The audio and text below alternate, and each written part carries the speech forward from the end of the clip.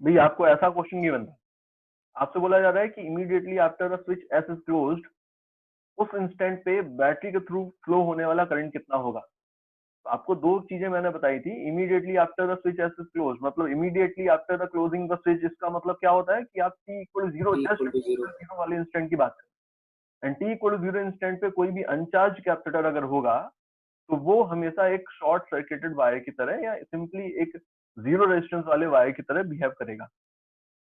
तो first part में आप बोल सकते हैं कि अगर हम सर्किट को रीड्रॉ करें तो हमें सर्किट ऐसा दिखने वाला है। ये है रेजिस्टेंस R1, ये देखिए ये R3, ये R2, यहाँ पे जो C2 था ये एकदम, यहाँ पे देखिए मैंने इसको शॉर्ट सर्किट कर दिया, C1 को भी शॉर्ट सर्किट कर दिया है एंड सर्किट डायग्राम आपको ऐसा दिखेगा। देख पा रहे हैं यहाँ पर स्विच था कहीं पे। Yes. अब इस सर्किट के अकॉर्डिंग क्या हो रहा है, देखिए कि भाई यहाँ से अगर कुछ भी करंट गई है तो इधर आएगी, इधर आएगी, यहाँ पे ये R1 रेजिस्टेंस जो आपको दिख रहा है इससे फ्लो होती हुई दिखेगी, है ना। इसके बाद इस वाले पार्ट से आपको क्या दिख रहा है कि यहाँ से जो करंट जा रही है उसके पास तीन पाथ है, एक ये, एक ये, एक ये। बताइए किस पाथ से जाएगी करंट, बताइए। तो आपको दिखेगा बेसिकली इस पॉइंट का जो पोटेंशियल है, ये देखिए यहाँ पर इस पॉइंट का जो पोटेंशियल है वही पोटेंशियल इस पॉइंट का है, वही पोटेंशियल इस पॉइंट का, वही पोटेंशियल इस पॉइंट का, मतलब ये दोनों जो रेजिस्टेंस आपको दिख रहे हैं इन दोनों रेजिस्टेंस के दोनों एंड के पोटेंशियल सेम है। इसका मतलब हुआ कि इन दोनों रेजिस्टेंस से कोई भी करंट फ्लो होने वाला नहीं है। तो करंट किससे फ्लो होगा, बेसिकली करंट यहाँ पर सिंपली इस पाथ को फॉलो करते हुए जाने वाला है, ऐसे। इन रेजिस्टेंस में करंट गएगी नहीं। तो सर्किट में टोटल रेजिस्टेंस जो करंट को दिख रहा है वो कितना है, R1 है। तो करंट कितनी होगी, तो आप बोलेंगे करंट जो होगी फर्स्ट केस में जो करंट है उसको मैंने I1 बोल दिया, ये इक्वल होगी E अपॉन R1 के। मोस्ट ऑफ द लोगों के आंसर सही है, ठीक है। सेकंड पार्ट में आपसे क्या बोला गया है कि सेकंड पार्ट में हमको बताना है कि after the long time switch को क्लोज करने के लॉन्ग टाइम के बाद कितना करंट फ्लो हो रहा होगा। तो स्विच को जब आपने क्लोज कर दिया उसके बाद इन कैपेसिटर्स की चार्जिंग होगी एंड जब ये फुल्ली चार्ज हो जाएंगे उसके बाद तो आपको पता है इनमें कोई भी चार्ज नहीं जाने वाला। इसका मतलब ये ओपन सर्किट हो जाएंगे एंड अगर ओपन सर्किट हो गया तो नया डायग्राम कैसा होगा, ये आपको सर्किट डायग्राम ड्रॉ करना चाहिए। ये रेजिस्टेंस R1, ये रेजिस्टेंस R3, यहाँ पे देखिए ये R2 था, बट यहाँ पे कैपेसिटर जो था ओपन सर्किट हो गया है। यहाँ पे जो कैपेसिटर C1 था ओपन सर्किट हो गया है, सर्किट डायग्राम ऐसा बन गया। ये देखिए सर्किट डायग्राम कैसा बन गया, ऐसा बन गया, है ना। ओके, अब बताइए सर्किट डायग्राम के अकॉर्डिंग करंट कैसे जाएगी। तो भैया आप देख रहे हैं यहाँ पे ऐसे जाएगी, ऐसे जाएगी, ऐसे जाएगी। अब यहाँ पे तो ये दोनों ब्रांच तो ओपन है, इधर तो करंट नहीं जा सकती, तो पूरी पूरी करंट इस R3 से होती हुई जाएगी ऐसे। अब इस केस में आपसे पूछा जाए बताइए करंट कितनी, let I2 E upon total resistance R1 plus R3 है, तो टोटल करंट कितनी फ्लो हो रही, E upon R1 plus R3। बताइए ठीक है ना, ठीक है। तो अभी इस क्वेश्चन के अंदर आपसे क्या बोला गया है कि ये जो कैपेसिटर है ये ऑलरेडी चार्ज है। कैपेसिटर की प्लेट्स पे चार्ज कितना है, 50 माइक्रोकूलम का, इधर पॉजिटिव इधर निगेटिव, एंड इसका कैपेसिटेंस 5 माइक्रोफैरेड है। बताइए प्लेट्स के बीच का पोटेंशियल डिफरेंस कितना होगा। तो Q by C 50 upon 5, 10 volt potential difference है यहाँ पर इसकी प्लेट्स के बीच में। तो t इक्वल 0 पे अगर आपको चार्ज कैपेसिटर मिल रहा है तो उसको आप इक्विवेलेंटली एक बैटरी की तरह ट्रीट कर सकते हैं। तो एट t इक्वल 0 अगर मैं सर्किट को रीड्रॉ करूंगा तो सर्किट मुझे ऐसा दिख रहा है।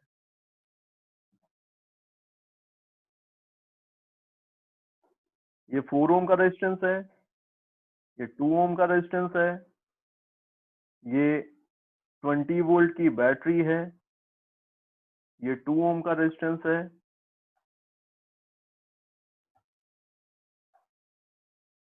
ये देखिए ऐसे। एंड यहाँ पर आपको कैपेसिटर दिख रहा था, तो कैपेसिटर को अब आपको बैटरी की तरह ट्रीट करना है। बैटरी की तरह ट्रीट करने का मतलब है कि हम इसको ऐसे दिखा सकते हैं डायग्राम के अंदर। अगर हम इक्विवेलेंटली इसको बैटरी मान रहे हैं तो हम बैटरी की तरह दिखाएंगे। अब पॉइंट ये देखिए यहाँ पर पॉजिटिव टर्मिनल किसको लेंगे, इस वाले पॉइंट को, निगेटिव इसको लेंगे, क्योंकि जिस पे पॉजिटिव प्लेट था वो हाई पोटेंशियल पर है। तो आपने यहाँ पर इस बैटरी को ऐसे एज्यूम कर लिया, ठीक है। देन स्विच तो क्लोज हो चुका है, ये अरेंजमेंट यहाँ पर मुझे दिख रहा है। क्लियर है क्या? 10 वोल्ट इसका ईएमएफ आपको t इक्वल 0 पे मान सकते हैं एंड ये 5 वोल्ट है। अब आपको 4 ओम रेजिस्टेंस से फ्लो होने वाला करंट बताना है। तो अब सर्किट आपको दिख रहा है, इस सर्किट के अंदर करंट अगर निकालना होता 4 ओम के अंदर, तो अब आपका ये क्वेश्चन जो है, ये जो सर्किट डायग्राम आपको दिख रहा है, ये कैपेसिटर की प्रॉब्लम नहीं रहेगी, ये तो करंट की प्रॉब्लम। तो अब आप इसको सॉल्व कर सकते हैं। कैसे सॉल्व कर सकते हैं? तो आप पैरेलल कॉम्बिनेशन बना सकते हैं इन दोनों ब्रांचेस का। एक तरीका ये है। आप नोडल एनालिसिस भी लगा सकते हैं। तो लेट मैं नोडल एनालिसिस यहाँ पे लगा रहा हूँ। अब नोडल एनालिसिस लगाने के लिए हम किसी को भी जीरो मान लेते हैं, किसी एक पॉइंट के पोटेंशियल को। तो लेट मैंने यहाँ जीरो पोटेंशियल एज्यूम कर लिया है। तो इस पॉइंट का पोटेंशियल कितना होगा? 20 वोल्ट। इस पॉइंट का कितना होगा? 20 वोल्ट। हो जाएगा। देन इसी तरह से लेट इस पॉइंट का पोटेंशियल मैंने एक्स एज्यूम कर लिया है। तो यहाँ पे कितना होगा बेटा इस पॉइंट पे? तो क्या बोलेंगे?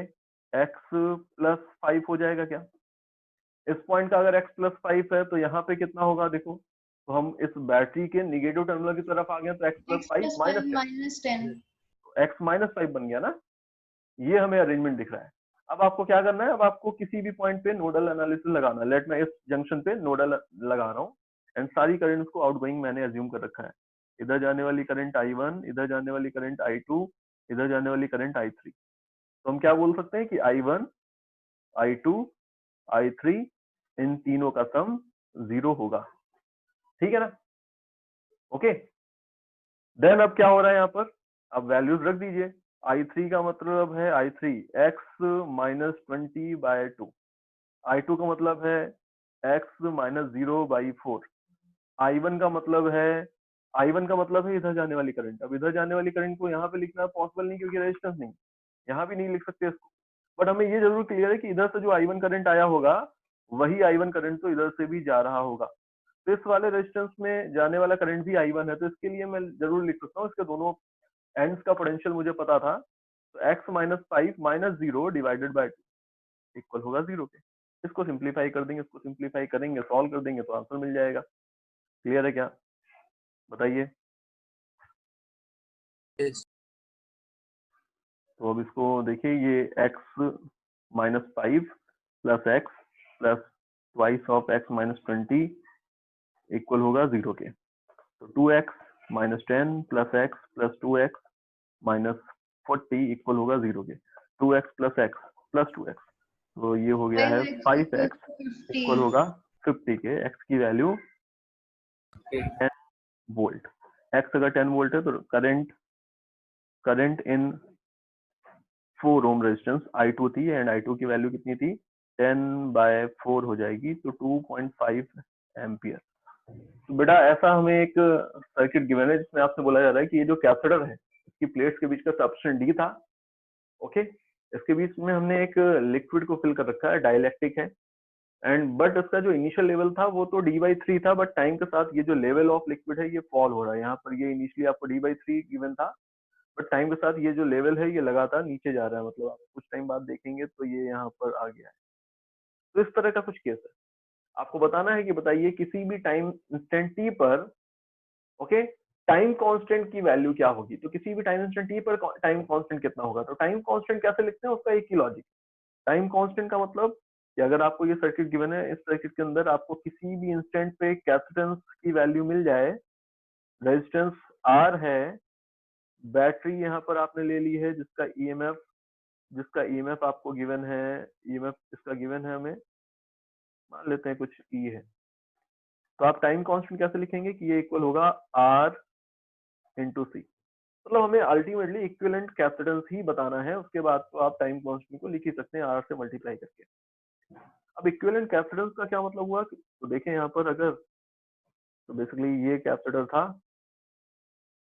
इस कैपेसिटर के प्लेट्स के बीच में मीडियम फील्ड है, बट प्रॉब्लम देखिए क्या है यहाँ पर। अभी जो मीडियम है वो पूरे पोर्शन में नहीं है, इस वाले पोर्शन में है। ठीक है ना? और ये जो पोर्शन है इसकी भी विड्थ लगातार कम हो रही है। तो मान लेते हैं किसी जनरल इंस्टेंट पर ये जो मीडियम था ये एक्स लेंथ में ही केवल है, एक्स पार्ट में ही है। तो अब रिमेनिंग पार्ट में क्या होगा? एयर होगी। टोटल सेपरेशन डी था, तो एयर कितने पार्ट में होगी? डी माइनस एक्स वाले पार्ट में। अब इस वाले पार्ट को आपको पता है, इसका अगर आपको इक्विवेलेंट कैपेसिटेंस निकालना होता तो इसको हम कैसे ट्रीट करते हैं कि दो अलग अलग कैपेसिटर है, ऐसे ही तो मानते थे। ये सिंपली एयर वाला है एंड ये कैसा है, तो ये इसके अंदर मीडियम है जिसका डाइलेक्ट्रिक कांस्टेंट 2 है, यहाँ पर मीडियम एयर है। इसको C1 मान लें, इसको C2 मान लें, तो C इक्विवेलेंट कैसे लिखते थे, तो C1 C2 upon C1 plus C2 ऐसे ही लिखते थे ना।